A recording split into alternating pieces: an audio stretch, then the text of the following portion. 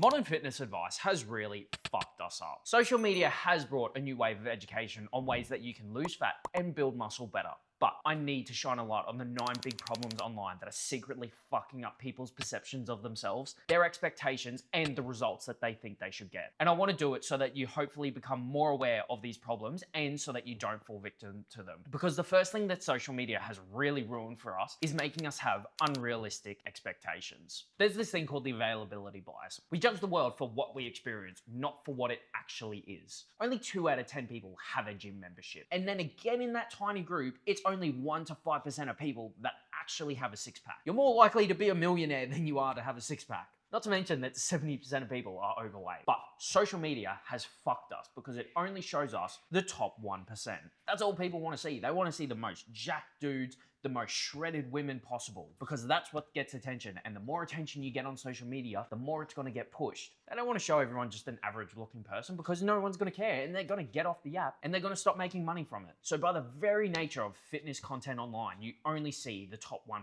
And who is in the top 1%? It's most likely people on steroids, and that goes for women as well. So we have these wildly unrealistic expectations because we're comparing ourselves to the top percentile of people in the industry that have been in it for years, and they're probably on some kind of performance enhancing drugs, whether that's steroids, TRT, hormone therapy, whatever it is. And they're the things that are going to keep getting pushed because they get attention, which is also why extreme dieting has become such commonplace now. People see other people they want to look like eating these extreme diets, and they think they have to do the exact same thing to get the exact same results as them. Spoiler alert, and I'm sorry to break it to you, but your results, they are so linked to your genetics. If you were smart and you chose a good mum and dad, maybe you're in luck. But for 80% of people, their genetics will not be the exact same as the person that they're watching. Everyone has different genetics, the amount of exercise they do, physical demands on their body, stress levels, responsibilities. All of this can affect how many calories you burn and what your diet actually does to your body. Yeah, it's good to aspire to be like your favorite influencer and look like them, but their genetics and their life could be significantly different to yours. That makes that easier to achieve for them. The next problem, high protein, low calorie trends. Everything has to be high protein, low calorie now. Yes, protein is important.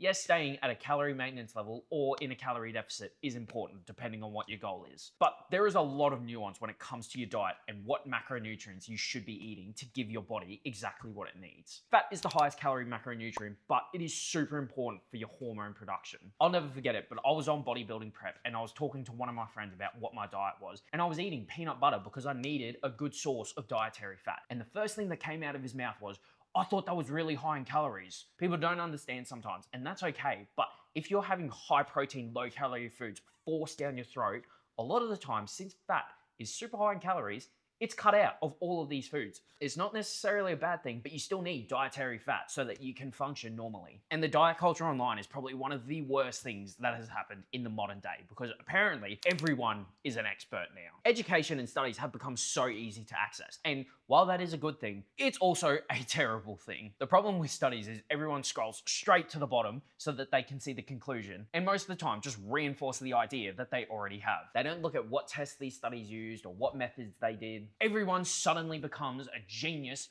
but they misinterpret the study completely. I have done it, I won't lie. Everyone has done it if they've read a study. But misinterpreting studies, or specifically cherry picking them to support your idea, it's one of the best ways to get traction online, because the next thing that is out of control is fear mongering around nutrition. Everyone's pulling out studies. Broccoli is bad for you, fruit is bad for you, eggs are bad for you, sweetener is bad for you. Because it's really easy to, one, blame everyone's problems on one thing, whether it's sugar, whether it's saturated fat. But two, to sell you into their one unique system so that you can see results. I wish it was that black and white. It's really not. Your diet and nutrition is one massive spider web that all interconnects together. So someone saying that sugar is bad for you or that fat is bad for you, because it's easy to blame one thing for the results that people aren't getting. And it gives everyone in that group a common enemy to take down. But this is even further highlighted when these people go on podcasts and the host doesn't push back, try to find sources, or how much you need to see these negative side effects. Here's an example, Paul Saladino saying oats are bad for you.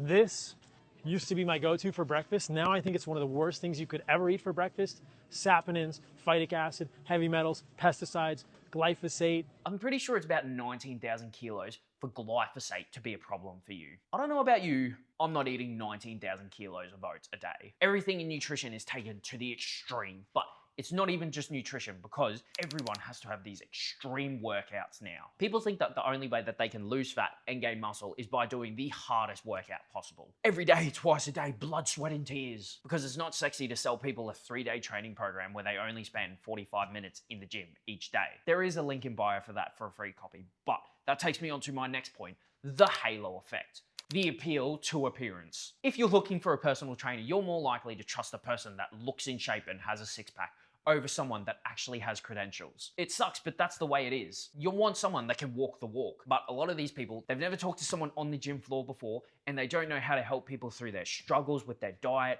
their workout routine, how to work that into their actual life with their work, their relationships, their stress levels, their responsibilities. They just give you a generic plan to follow for a week before you realize that it doesn't actually fit into your life. And if anything, it takes away from it more, because they don't understand the nuance and they think that everyone is like them and really loves going to the gym 5 days a week for 2 hours every day. And it's shit that people get sucked into this because they trust that person because of how they look. Which leads me on to my next point, looks maxing. People, especially young boys and girls, are getting brainwashed into thinking that the only value they can provide is by looking as good as they could possibly be. Bone smashing, taking testosterone, fake implants, plastic surgery. They're young, they're impressionable, and they don't think about the effects that this can have on their health. This is what a healthy range of body fat looks for men and women. It's not sexy, but I've looked like this and I look like this. Which one do you think I prefer looking like? With all the negative side effects to your mood, your energy levels, your hormone levels by looking like this, it's not worth it to look like this all year round. Would you rather feel healthy or would you rather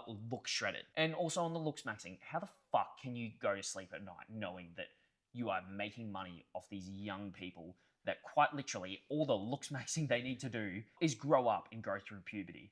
Make that circle square for me. How do you sleep at night? I don't get it. All of these points though, they add up to one big thing. We're not meeting people in the middle anymore. Everyone thinks that they have to go to the extreme to see any sort of results. But the exact reason that people fail and give up on their diets and stop going to the gym is because they think they have to do everything at once. They see all these things online, people eating 1,000 calories a day, going to the gym 7 days a week, and they think they have to do that to see results. A lot of people think that the small steps are so small they're not even worth taking, but that is how you make progress last. It's not sexy though to tell someone to swap from a full sugar drink to a sugar-free one, because it's not the same as going to water. It's not sexy to tell someone to swap from a chocolate bar to a protein bar, because it's not the same as eating a piece of fruit. It's not sexy to tell someone that they only need to go to the gym 3 times a week for 45 minutes, because it's not the same as going 7 times for 3 hours each day. People think that they have to change their personality overnight when it comes to losing fat and building muscle, but they're not realizing that these small baby steps is what lays the solid foundation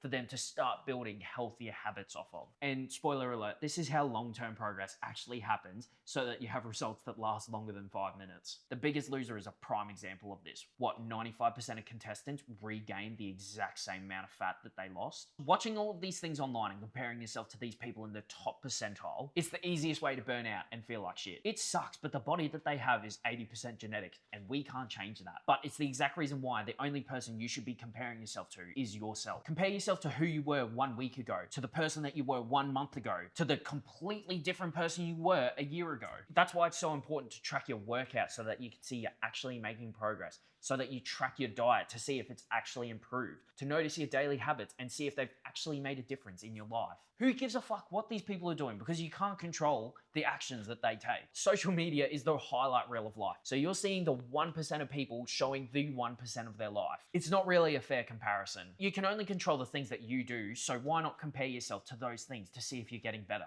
I'm sorry if I got a bit heated, but I want to see you achieve the best things when it comes to your health and fitness. There's links in the description for free stuff that can hopefully help you do that, but YouTube recommends that you should watch this video. So they're smart cookies.